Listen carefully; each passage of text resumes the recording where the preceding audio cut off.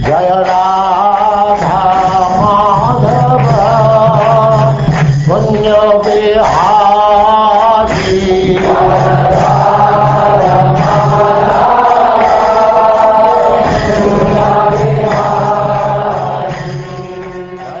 And now chapter 17, the history of Kaliya.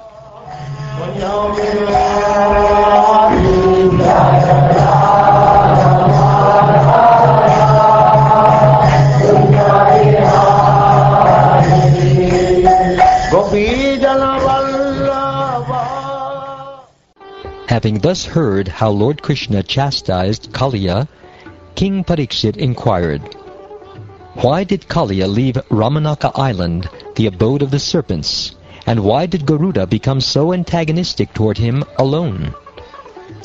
To avoid being eaten by Garuda, the serpents had previously made an arrangement with him whereby they would each make a monthly offering of tribute at the base of a tree. Thus every month on schedule, O mighty armed King Parikshit, each serpent would duly make his offering to that powerful carrier of Vishnu as a purchase of protection. Although all the other serpents were dutifully making offerings to Garuda, one serpent, the arrogant Kaliya, son of Kadru, would eat all these offerings before Garuda could claim them.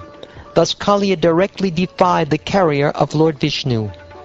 O King, the greatly powerful Garuda, who is very dear to the Supreme Lord, became angry when he heard of this. Desiring to kill Kaliya, he rushed toward the serpent with tremendous speed. As Garuda swiftly fell upon him, Kaliya, who had the weapon of poison, raised his numerous heads to counterattack. Showing his ferocious tongues and expanding his horrible eyes, Kaliya then bit Garuda with the weapons of his fangs. The angry son of Tarksha moved with overwhelming speed in repelling Kaliya's attack. That terribly powerful carrier of Lord Madhusudana struck the son of Kadru with his left wing, which shone like gold.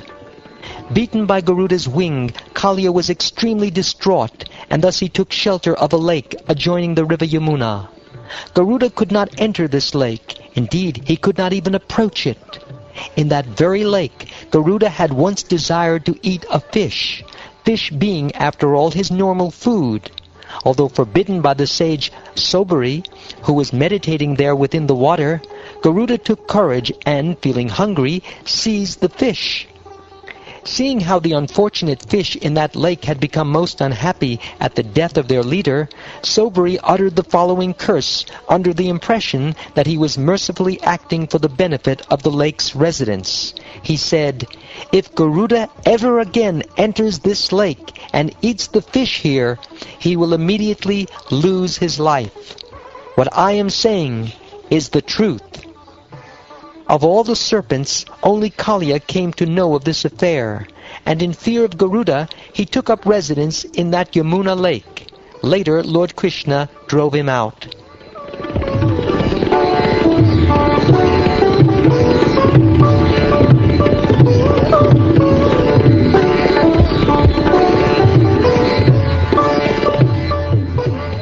I will now resume my narration of what happened after Kaliya left.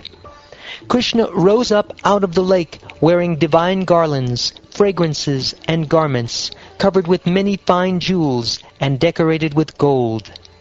When the cowherds saw him, they all stood up immediately, just like an unconscious person's senses coming back to life. Filled with great joy, they affectionately embraced him. Having regained their vital functions, Yashoda, Rohini, Nanda, and all the other cowherd women and men went up to Krishna. O descendant of Kuru, even the dried-up trees came back to life.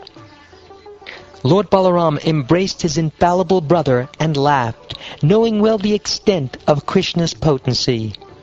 Out of great feelings of love, Balaram lifted Krishna up on his lap and repeatedly looked at him.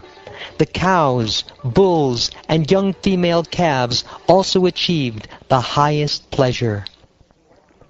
All the respectable Brahmins, together with their wives, came forward to greet Nanda Maharaj. They said to him, "Your son was in the grips of Kaliya, but by the grace of Providence he is now free." The Brahmins then advised Nanda Maharaj, "To assure that your son Krishna will always be free from danger, you should give charity to the Brahmins." With a satisfied mind, O king, Nanda Maharaj then very gladly gave them gifts of cows and gold. The greatly fortunate Mother Yashoda, having lost her son and then regained him, placed him on her lap.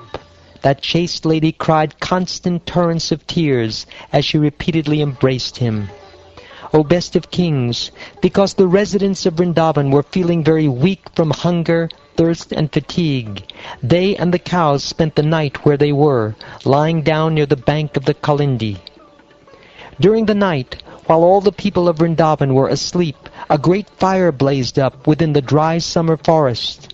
The fire surrounded the inhabitants of Vraja on all sides and began to scorch them.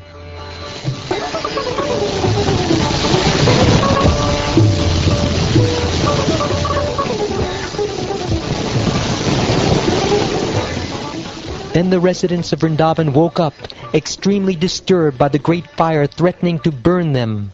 Thus they took shelter of Krishna, the Supreme Lord, who by his spiritual potency appeared like an ordinary human being.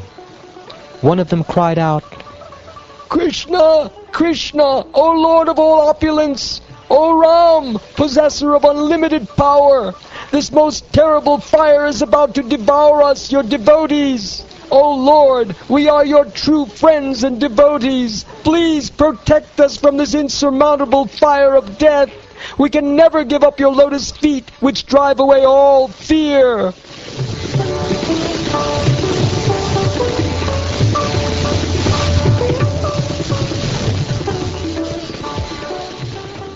Seeing his devotees so disturbed, Sri Krishna, the infinite Lord of the universe and possessor of infinite power, then swallowed the terrible forest fire.